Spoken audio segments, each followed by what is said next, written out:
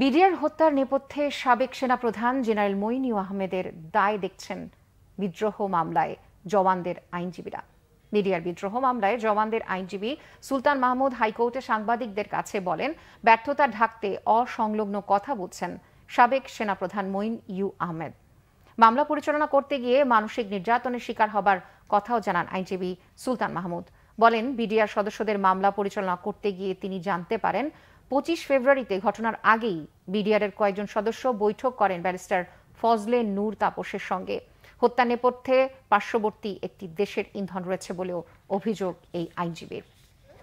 তার বক্তব্য সঠিক নয় এবং তিনি চেষ্টা করলে এবং সরকার চেষ্টা করলে এইসব আমাদের দেশপ্রেমিক সেনাবাহিনী অফিসারদেরকে বাঁচাইতে পারতেন। আমি বিডিআর সৈনিকদের মুখে যেটি শুনছি সেটা হচ্ছে 2008 সাল থেকে এটা পরিকল্পনা ছিল। এটা ঘটানোর জন্য বহুবার চেষ্টা করছে, বিদ্রোহ ঘটানোর জন্য।